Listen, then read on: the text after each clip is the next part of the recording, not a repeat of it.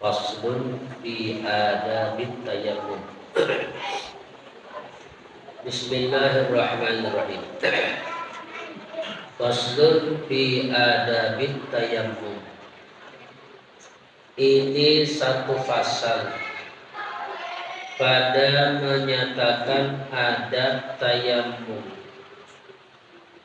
Maka jikalau lemah engkau daripada memakai air karena ketiadaan akan dia, kemudian daripada engkau tuntut akan dia, atau karena suatu yang menegakkan daripada sampai air kepadanya, daripada binatang buas, atau ada orang yang terkehendak habas akan dikau, atau ada air hadir tetapi berkehendak kepadanya karena dahagamu atau dahaga taulanmu, atau ada air tetapi milik bagi orang lain daripadamu, padahal tiada dijual akan dia melainkan lebih daripada harga yang beradat pada waktu itu dan pada tempat itu, atau bagimu luka atau penyakit yang engkau takut binasa akan dirimu, atau takut binasa suatu daripada anggotamu,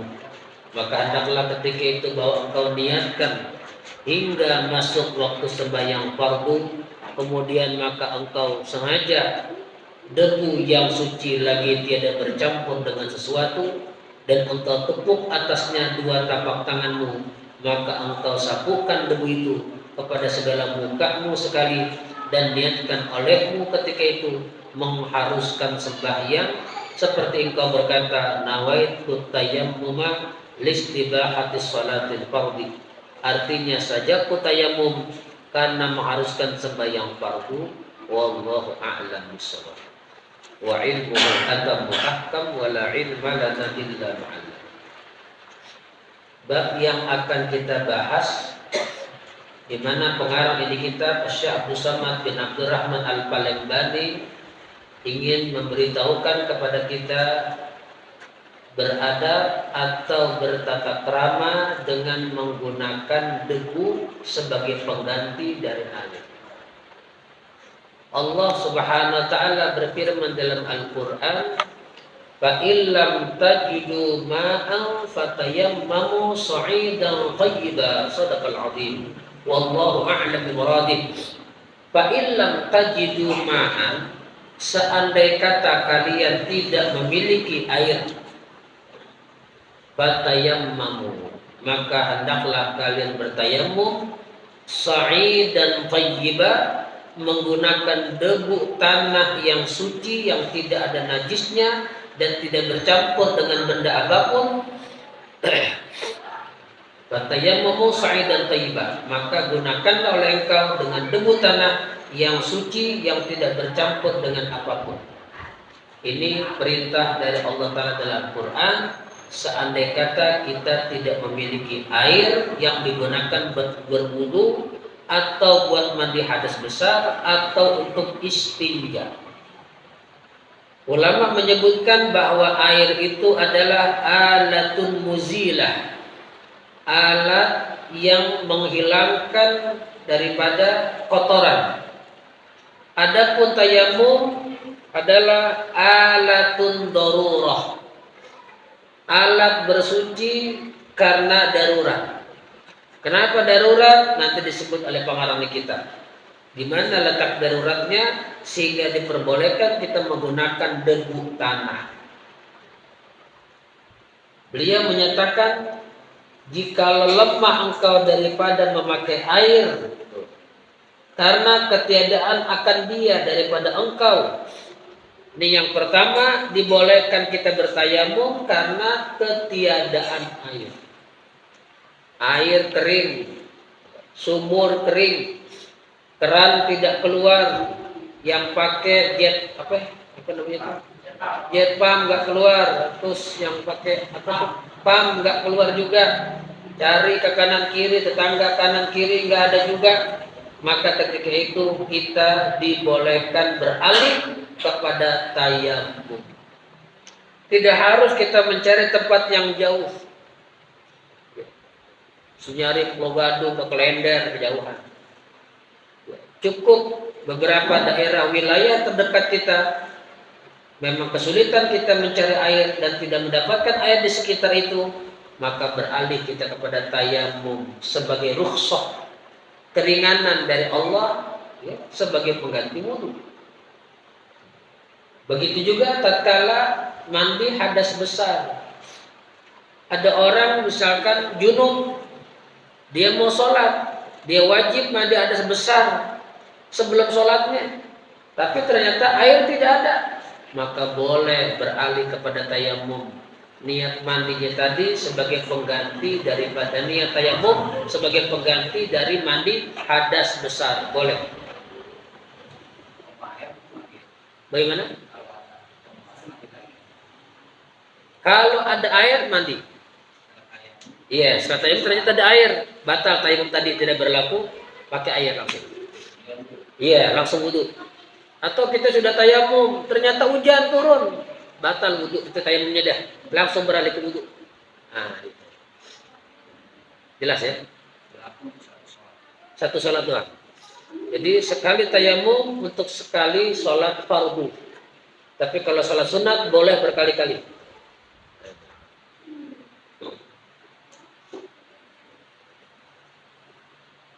Kemudian daripada engkau tuntut akan dia atau tuntut nyari air. Jadi dikatakan itu darurat kalau sudah masuk waktu sholat lalu airnya tidak ada. Jatuh darurat. Sudah masuk azan maghrib misalkan, azan isya. Sudah masuk azan tuh, berarti sudah masuk waktu sholat. Air nggak ada, beralih tayamum. Tapi syaratnya dicari dulu air. Tuh. Dicari airnya tadi setelah masuk waktu. Kalau belum masuk waktu, itu belum dikatakan darurat. Tapi kalau sudah masuk waktu sholat, air tidak ada, jatuh darurat tuh. Tapi cari air dulu. Setelah dicari air ternyata tidak ada, baru kita beralih kepada tayamum. Atau karena sesuatu yang mencegahkan daripada sampai air kepadanya, daripada binatang buas. Atau air ada di daerah terdekat, tapi mau menuju ke sono ada binatang buas. Kalau kita lewat di situ, terkam kita, bisa mati. Itu juga hukumnya sama seperti tidak ada air. Boleh beralih kepada tayamum. Jadi dibolehkan tayamum pertama karena memang ketiadaan air. Ketiadaan air tadi, ya, hukumnya sama seperti orang mencari air, ya, airnya ada, tapi ternyata mau menuju tempat yang dituju tadi ada binatang buas, atau ada orang jahat, ada orang zalim. Kalau kita lewat situ, kita diganggu, mengkhawatirkan kita lewat situ. Itu hukumnya sama seperti tidak ada air, beralih tayamum. Atau juga ada orang yang berkendak habas tuh, akan dikau nih. Ada orang yang hendak habas, hendak nahan, hendak zalimin. Air yang dicari ada di sebelah sana, tapi kita mesti lewat di situ. Sementara di situ ada orang jahat, nggak mungkin kita lewat. Kalau nggak lewat situ, terpaksa kita tadi mencari debu untuk tayamum, karena hukumnya sama seperti tidak ada air. Atau air hadir, airnya ada, tetapi berkehendak kepadanya karena dahagamu. Airnya ada, tapi kita haus. Kalau kita gunakan buat wudu, nggak ada air buat minum. Sementara kita wajib jaga diri kita, jangan sampai mati. Baru tuh hukum itu sama seperti tidak ada air, walaupun airnya ada, beralih ke tayamum. Atau dahaga taulanmu, atau ada teman, saudara, famili perlu minum dengan air. Air ada segitu-gitunya misalkan, segalon-galon misal. Kalau kita gunakan buat wudu, maka teman kita nggak bisa minum, saudara kita nggak minum. Nah, hukumnya sama seperti nggak ada air, beralih ke tayamum.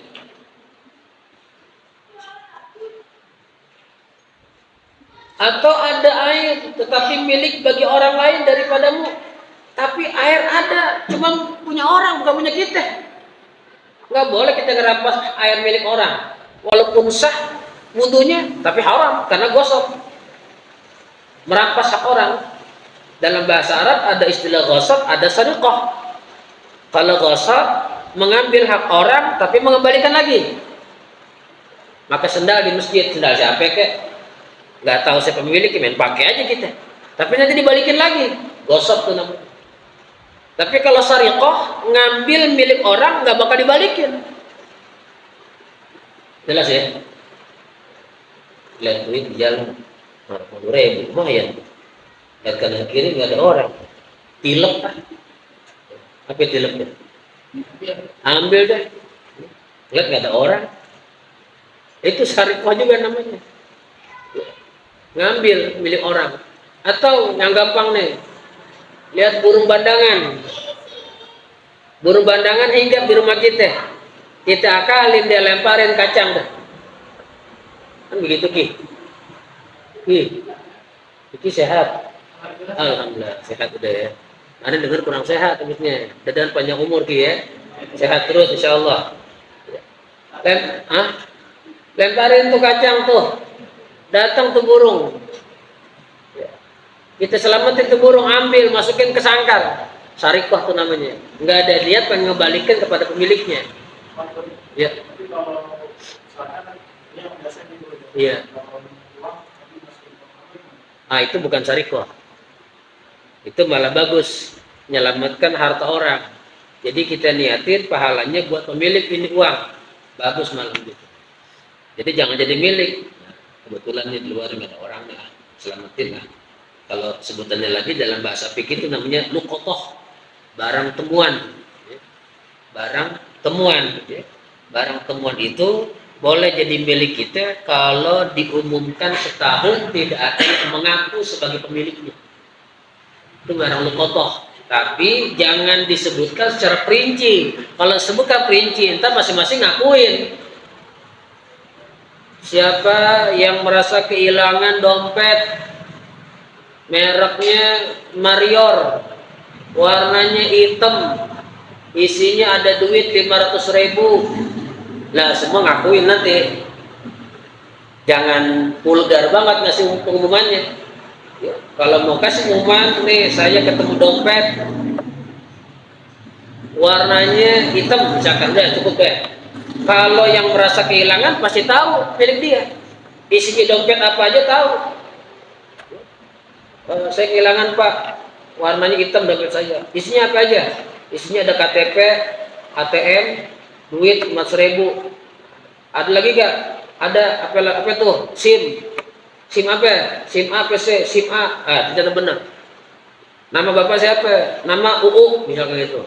Lihat namanya. Wah, UU misalkan benar. Itu milik dia. Kalau pemiliknya pasti tahu. Serahin tuh. Itu namanya luqotoh.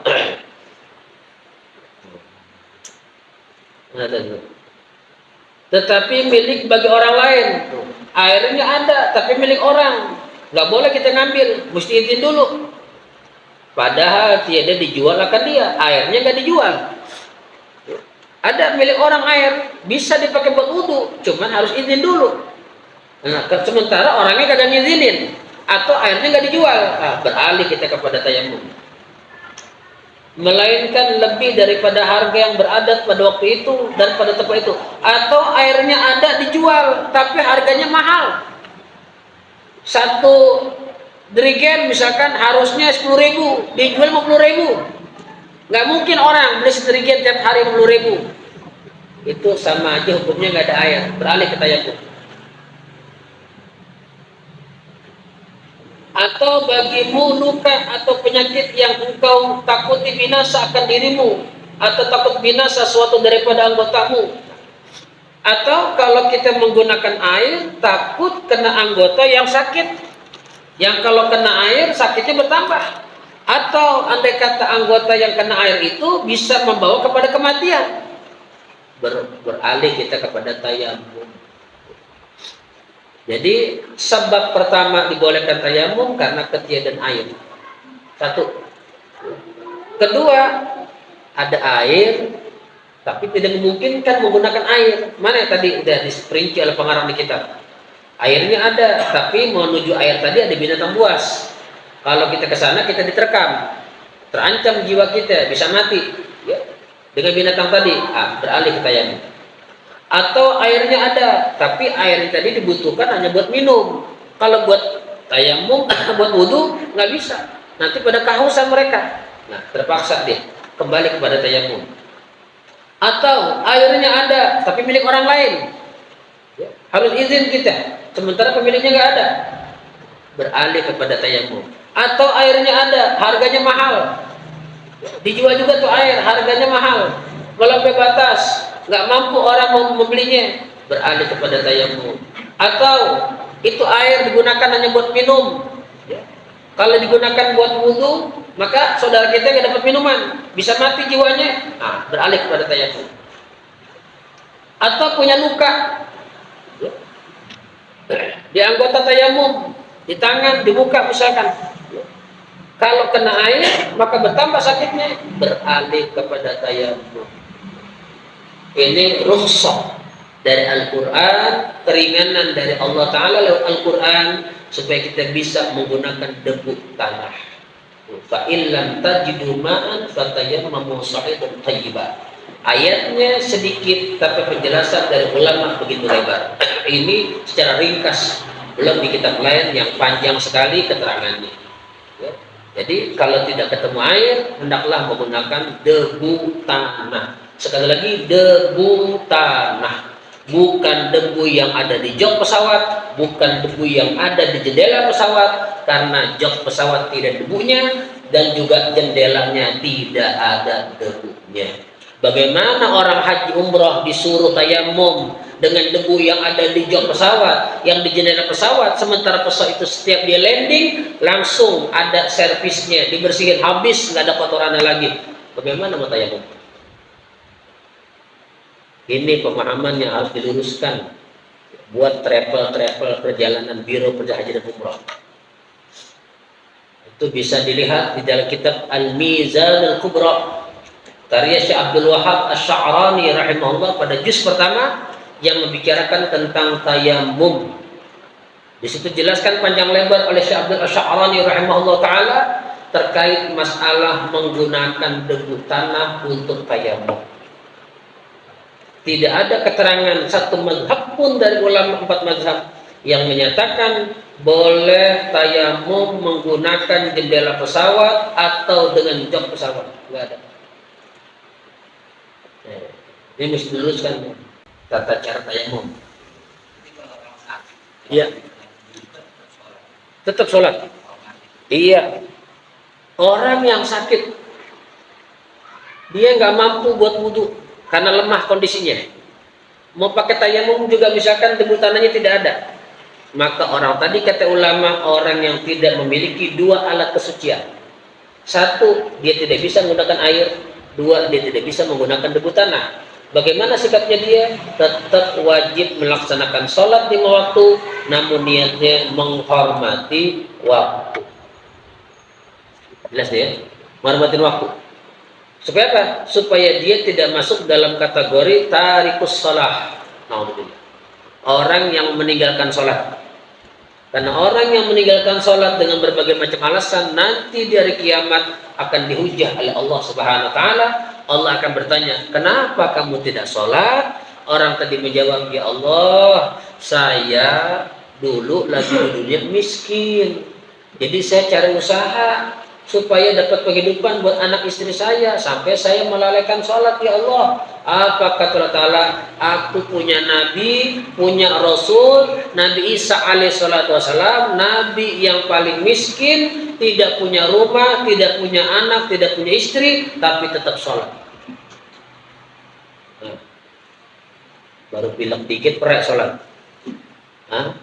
baru sakit gigi sedikit perek sholat, baru jadi pengantin baru perek sholat, karena ngejagain anak yang disunat perek sholat, terima tamu. Na'udzubillah min dzalik. Nasallallahu alaihi wasallam. Yang kedua akan ditanya nanti, kenapa kamu tidak sholat? Allah, saya kan pemerintah, saya kan ngurusin rakyat, sehingga waktu saya terkira buat rakyat, sampai saya lupa dengan sholat. Allah akan balas nanti. Kenapa kamu tidak sholat? Aku punya nabi, aku punya rasul, Yusuf alaihissalatu wassalam. Jadi presiden tetap dia sholat. Nah, ayo. Mana yang membangkang kagak mau sholat? Ada lagi nanti mengaku, kamu kenapa nggak sholat? Saya dulu sakit ya Allah, jadi nggak mungkin saya sholat. Allah akan membalas, apa kamu gak lihat aku punya nabi, Nabi Yakub alaihissalatu wassalam, Nabi Ayub, Ayub alaihissalatu wassalam, aku uji dengan kesulitan, badannya semuanya sakit kecuali lidahnya dan hatinya doang. Semua anaknya meninggal, semua ternaknya mati, semua sawahnya kebakar, orang-orang menjauhinya. Tapi dia tetap sholat katanya. Apa ada alasan bagi yang sakit untuk tidak sholat? Tidak ada alasan. Jadi dengan berbagai macam alasan manusia untuk meninggalkan sholat 5 fardu, nanti dari kiamat Allah akan berargumentasi sama dia. Kenapa kamu tidak sholat? Na'udzubillah bidzalik. Nah ini yang terkadang orang jadikan alasan, aneh kan sakit Ustaz, nggak bisa sholat. Kata ulama dalam Fathul Mu'in, madama aqluhu saliman, selama akal orang muslim itu sehat, selama itu pula kewajiban sholat tidak gugur pada orang itu. Selama akalnya, sekarang banyak yang sehat, banyak yang gila. Yang sehat banyak, yang gila juga nggak sedikit. Karena udah dikasih sehat kagak mau sholat. Na'udzubillah, summa na'udzubillah min dzalik. Padahal di dalam azan itu yang dikumandangkan sudah ada ajakan untuk menjadi orang yang sukses. Mana suara muadzin? Hayya 'alal falah. Ayo mari kita menuju kemenangan, kesuksesan, keberuntungan, kemujuran, kemakmuran, keuntungan. Itu jaminan Allah. Hayya 'alal falah. Tapi karena masih terdorong gangguan dunia, setan dan hawa nafsu, waliyadzubillah, panggilan dunia lebih melekat ketimbang panggilan Allah. Waliyadzubillah min dzalik. Waliyadzubillah min dzalik. Nah, kembali ke masalah. Maka hendaklah ketika itu bahwa engkau niatkan hingga masuk waktu sembahyang fardu, kemudian maka engkau sengaja debu yang suci lagi tiada bercampur dengan sesuatu, dan engkau tepuk atasnya 2 tapak tanganmu, maka engkau sapukan debu itu pada segala mukamu sekali, dan diniatkan olehmu ketika itu mengharuskan atau membolehkan sembahyang, seperti engkau kata nawaitu tayammuma listibahatus salatil fardhi. Artinya sajaku tayamum karena mengharuskan sembahyang fardu. Ini begitu. Orang bertayamum pertama sebagaimana kita disunahkan wudu, sunat ngadep ke arah kiblat. Sebagaimana mau wudu kita juga disunatkan bersiwak. Kita mau wudu sunat Nabi bersiwak. Lupa, ketinggalan tadi. Siwak dulu baru wudu. Begitu juga mau tayamum, siwak dulu. Ini maaf sunnah Nabi yang kita tinggalin. Betul? Betul gak? Iya. Pakai sorban, sholat, sunnah Nabi, bagus. Tapi siwak, terus terang maaf, kita akui kita jarang menghidupkan sunnah Nabi dalam urusan siwak. Padahal ulama dulu sangat menjaga pemakaian siwak. Sebab Nabi Muhammad SAW sebelum berwudu beliau bersiwak. Nabi Muhammad SAW mau tidur pakai siwak. Bangun tidur bersiwak, mau masuk rumah bersiwak, mau baca Al-Quran bersiwak. Sunnah Nabi Muhammad SAW. Ya. Fadilahnya besar orang yang menggunakan siwak. Nabi nyatakan raka'atan bisiwak khairun min sab'in raka'ah bighairi siwak. 2 rakaat yang menggunakan siwak lebih utama dari 70 rakaat yang tidak menggunakan siwak. Jauh banget bedanya. 2 sama 70 jauh banget. 1. Jadi ketika kita sudah menghadap kiblat, misalkan arah sana kiblat, debunya ingat harus debu suci. Jangan debu yang bercampur dengan benda apapun, misalkan alhamdulillah bercampur najis, ada tai binatang misalkan, atau debunya kecampur tepung, misalkan, ya, campur terigu misalkan, tidak sah. Harus sa'id dan tayyiba. Itu sa'id di dalam satu kitab menyatakan ulama sa'id itu turabun fil ard, debu yang di tanah.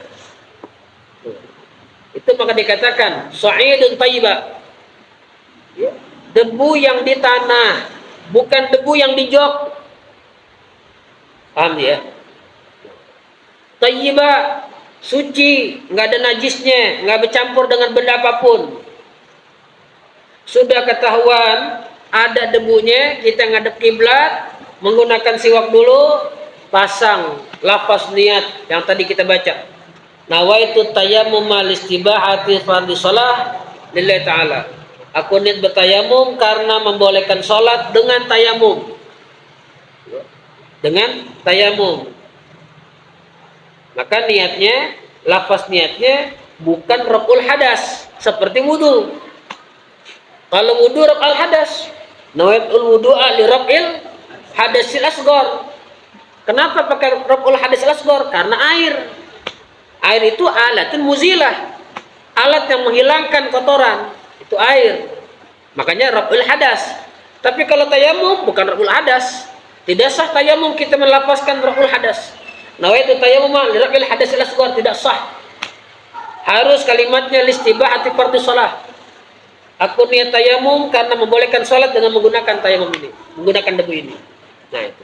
Setelah baca lafaz, ya, lalu tepuk tangan kita di debu tadi, dibuka dulu, bukan dirapat, bukan, tepuk sekali, usap mulai. Nah, sekali udah cukup, nggak boleh berkali-kali, musta'mal. Marhaba. Kalau air yang jatuh pertama dari basuhan pertama itu musta'mal. Ya. Ya, kalau bekas jatuh, makanya katakan basuhan pertama, kalau jatuh dari anggota yang bekas dipakai tadi musta'mal. Tapi kalau wudu digini-gini boleh. Berbeda dengan tayamum. Tayamum harus sekali. Nah. Udah, setelah itu pukul lagi, jangan di situ lagi. Musta'mal. Tepat yang satunya, misalkan satu di sini debunya. Yang kedua tangan. Jadi berbeda membasuh tangan pada wudu dengan mengusap. Nih bahasanya berbeda. Makanya kata-katanya al-masah, mengusap. Beda dengan al-ghusl. Kalau al-ghusl itu begini. Itu al-ghusl, wudu. Tapi kalau al-masah beda. Makanya lihat, ketika kita menyapu rambut kepala, ya, itu masah. Wamsahu bi ru'usikum di Al-Qur'an, wamsahu usap. Beda dengan tangan, beda dengan muka. Idza qumtum ila shalah faghsilu wujuhakum. Kalau engkau pengen sholat, maka basuh. Nah, basuh. Tapi untuk masalah rambut, wamsahu bi ru'usikum. Kalimatnya berbeda dengan kalimat pertama. Wamsahu, usap rambutnya. Jadi bukan sebagaimana muka sama tangan, kucuk-kucuk, enggak. Usap. Selama rambut masih ada di lingkaran kepala, sah wudunya. Wamsahu bi ru'usikum wa arjulakum minal ka'bain, dan basuh kaki. Nah, jadi kalau tayamum, ya, maaf. Setelah lewat siku, ini yang perut ini nih, ketemu perut. Nah, perut ini nih, perut ini ketemu sama perut telapak tangan. Ini nggak boleh lagi kena. Kalau kena tayamum musta'mal. Misal contoh soal. Ini musta'mal. Nggak sah tayamum. Harusnya lewatin sikut. Setelah lewat sikut, nah langsung. Nih nggak kena lagi nih. Ruas jari. Nah langsung telapak sama perut tangan. Tuh. Nggak boleh begini. tidak sah. Jelas ya? Begitu juga tangan kiri. Jadi pukulan pertama buat muka, pukulan kedua buat dua tangan. Tuh, lewatin siku, langsung. Tuh. Udah selesai. Tayamum tuh, langsung sholat. Jadi berbeda gerakannya seperti layaknya berwudu. Karena berwudu kalimatnya faghsilu. Jelas ya? Dan tiada wajib menyampaikan debu itu kepada tempat tumbuh rambutnya, sama ada jarang atau tebal. Nah, nggak wajib tuh nyampaikan nih tempat tumbuh rambut misalkan nih, ya, sampai ke sini nggak, ya, cukup batasin aja batas timbulnya di sini nih. Berbeda kalau dalam wudu. Kalau dalam wudu kita afdolnya dilebihin. Kenapa? Karena ini masuk dalam kategori isbaghul wudu. Apa arti isbaghul wudu? Arti isbaghul wudu ikmalul wudu. Pengertiannya apa? Disempurnakan wudu dengan melebihi basuhan yang wajib. Itu isbagh namanya. Yang dikatakan Nabi, orang dapat dihapusin dosa gara-gara wudunya betul. Gimana wudunya betul? Dengan isbagh, dilebihin. Ini tempat tumbuh rambut, lebihin lagi sedikit. Nih, tuh. Ini batasnya sampai tangan sini, lebihin lagi separuh spir. Jelas ya? Nah, itu. Begitu juga kaki. Kaki batasnya sampai mata kaki, lebihin sampai setengah betis, bahkan satu riwayat sampai lutut masih boleh. Yang nggak boleh sampai paha, makruh. Nah, itu.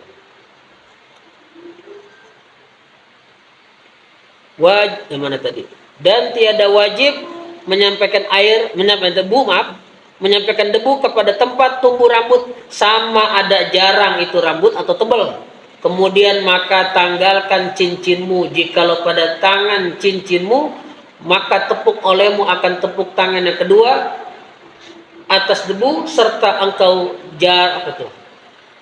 jarangkan segala jarimu, dan sapu olehmu akan kedua tanganmu serta kedua sikumu. Maka jikalau tiada cukup debu itu akan kedua tanganmu itu, maka tepuk olehmu sekali lagi hingga rata kedua tanganmu itu. Kemudian maka sapulah akan salah satu daripada tapak tanganmu itu kepada lainnya, serta engkau selat-selati akan segala selang-selang jarimu itu, dan engkau sembahyangkan dengan time itu satu fardu dan barang yang engkau kehendaki daripada segala sunnah. Maka jikalau engkau kehendaki akan sembahyang fardu yang kedua, maka engkau permulai lagi tayamum yang kedua itu.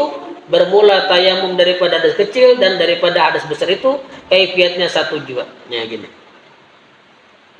Kalau orang punya cincin, dia mau tayamum. Ketika dia tadi mau tayamum, pada tepukan yang pertama sunnah cincinnya dilepas, sunnah. Tapi kalau tepukan yang kedua wajib cincinnya dilepas. Kalau tidak dilepas, maka yang di bawah sini nggak kena debu, tidak sah tayamumnya. Sebagaimana pada wudu, ketika wudu kita mau wudu punya cincin, cincinnya dilepas dulu, atau seandainya kata tidak dilepas, ditarik dulu ke depan, sekira air masuk ke tempat di mana bekas cincin kita. Kalau sedikit yang bekas cincin nggak kena air, tidak sah wudu kita. Jelas? Nah, ini kalau fikih harus apik, harus hati-hati, ya, jangan sembarangan, sebab menyangkut keabsahan ibadah kita kepada Allah Ta'ala. Jadi kalau pada tepukan pertama sunat dilepas cincinnya, tepukan kedua wajib dilepas cincinnya. Jelas ya?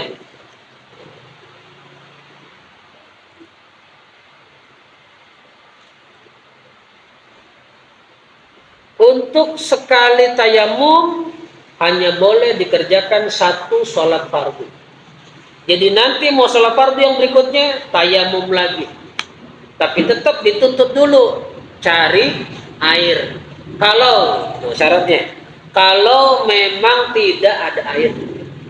Kalau misalkan ada air tapi tidak memungkinkan seperti tadi, ada luka, ya diambil tempatnya repot karena ada binatang buas, nggak perlu nyari air, tayamum jalan. Jelas nih. Ini kalau tadi ketiadaan air. Kalau airnya ada saja, tapi karena ada luka tadi seperti contoh tadi disebutkan, dia tidak perlu mencari air, langsung aja dia ketika itu tayamum. Tapi kalau untuk sholat sunat berkali-kali dia boleh pakai dengan sekali tayamum. Sholat sunat misalkan sholat sunat qobliyah, mau sholat sunat apalagi tahajud misalkan, mau sholat sunat hajat misalkan, witir, terserah, boleh berkali-kali untuk sekali tayamum. Itu selesai pembahasan yang berhubungan dengan masalah tayamum. Yang berikutnya faslun fi adabil khuruj ilal masjid, adab keluar menuju masjid, artinya adab dari rumah menuju masjid. Wallahu a'lam bishawab. Sebelumnya Al-Fakir mau menyampaikan bahwasanya insya Allah esok hari Rabu jatuh tanggal 1 Zulhijjah. 10 pertama bulan Zulhijjah diabadikan oleh Allah dalam Al-Quran pada surah Al-Fajr, wal fajr wa layalin ashr. Wal fajr artinya demi waktu fajar, demi waktu subuh. Subuh apa? Subuh hari pertama dari bulan Zulhijjah. Wa layalin ashr, dan demi 10 malam. 10 malam apa? 10 malam pertama dari bulan Zulhijjah. Itu sampai Allah abadikan 10 malam Zulhijjah dengan apa? Dengan bersumpah dengan kata-kata walayalin ashr. Wawnya waw qasam, bersumpah Allah Ta'ala. Isyaratnya bahwasanya 10 pertama dari bulan Zulhijjah memiliki keistimewaan demi keistimewaan. Di antaranya sebagaimana disebut dalam riwayat termaktub di dalam kitab Dalilul Falihin, syarah hadis Riyadhus Shalihin, di mana satu hadis riwayat Imam Tirmidzi di situ dinyatakan bahwa orang yang melaksanakan ibadah di hari pertama dari bulan Dzulhijjah sampai 10 Dzulhijjah itu pahalanya berlipat ganda sampai 700 kali lipat. Masya Allah, besar pahalanya. Kemudian andai kata orang tersebut, tentunya orang muslim, yang beribadah tengah malam dengan sholat tahajud kah, sholat hajat kah, atau baca Quran kah, maka dia dapat pahala seperti pahala bertemu Lailatul Qadar. Luar biasa fadilahnya. Dan di bulan Dzulhijjah Allah Subhanahu wa taala terima taubatnya Nabi Adam alaihi salatu wassalam. Allah terima permohonan Nabi Musa alaihi salatu wassalam. Allah terima permohonan Nabi Zakaria alaihi salatu wassalam. Dan juga di bulan Dzulhijjah Nabi kita Muhammad SAW sangat menganjurkan kita puasa di hari Arafah. Karena hari Arafah kata Nabi, "Shaum Arafah yukaffir sanatal madiyah wa sanatal mustaqbalah." Puasa hari Arafah kata Nabi menghapuskan dosa 1 tahun yang telah lewat dan dosa yang akan datang. Jadi 2 tahun. 1 hari puasanya, dosanya dihapus 2 tahun. Tentunya yang dimaksud dosa-dosa kecil, bukan dosa besar. Kalau dosa besar wajib taubatan nasuha. Ini dengan puasa hari Arafah. Sehingga ulama menyebutkan sebagaimana termaktub di dalam I'anatul Talibin, syarah Fathul Mu'in, siapa yang berpuasa di hari Arafah, maka keberkahannya Allah akan memanjangkan umurnya sampai Arafah yang tahun yang akan datang. Kenapa? Mengambil kalimat hadis Nabi tadi, Allah hapuskan dosanya tahun yang telah lewat dan tahun yang akan datang. Artinya usianya akan diberikan panjang umur sampai tahun yang akan datang. Mudah-mudahan kita bisa amin. Amin ya Rabbal. Kemudian lagi dianjurkan kita membaca tauhid, yaitu kalimat la ilaha illallah lahu la syarikalah lahul mulku wa lahul hamdu yuhyi wa yumiitu wa huwa ala kulli syai'in qadir, sebanyak-banyaknya sebagaimana yang dibaca oleh saudara-saudara kita jemaah haji yang sedang wukuf di padang Arafah. Ketika nanti mereka sedang wukuf di padang Arafah, waktu mereka itu ba'da zuhur, waktu di kita ba'da asar, maka ulama-ulama menganjurkan ba'da asar itu diusahakan memperbanyak zikrullah, taubat, beristighfar, bersalawat kepada Rasulullah. Hadirkan hati kita seolah-olah kita berada di tempat wukuf Arafah seperti layaknya jemaah haji.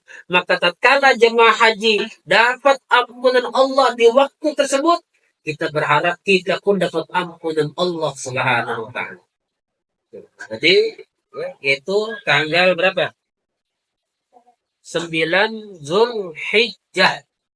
9 Zulhijjah. Jadi mereka nanti wukuf mulainya ba'da zuhur. Di Jazirah Arab tadi di Mina itu wukufnya di depan Arafah, itu nanti ba'da zuhur mereka. Kita ba'da asar. Karena selisih waktunya kita dengan Saudi 4 jam. Jadi di saat mereka tadi mulai melaksanakan wukuf, tadarru, merendahkan diri kepada Allah, mohon ampun nama Allah, menangis karena dosa-dosa mereka, maka kita manfaatkan waktu ba'da asarnya di tanggal 9 Zulhijjah. Di saat kita tadi berpuasa hari Arafah.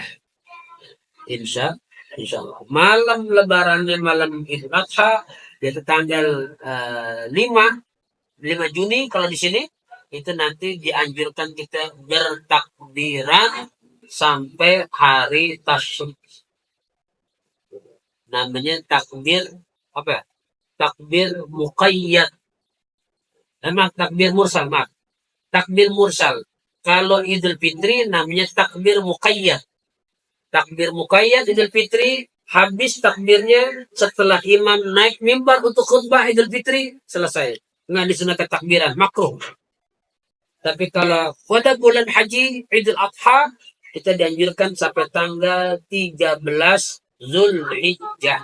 Atau yang disebut dengan hari tasyrik. 11, 12, 13 itu disebut hari tasyrik. Kata Nabi, yaumu uqlin wa farahin. Hari tasyrik, hari kita dianjurkan makan yang enak, ambil berkah dari daging kurban, dan juga hari kegembiraan untuk mensyukuri nikmat Allah Subhanahu wa taala. Yang berikutnya, wallahu a'lam bishawab.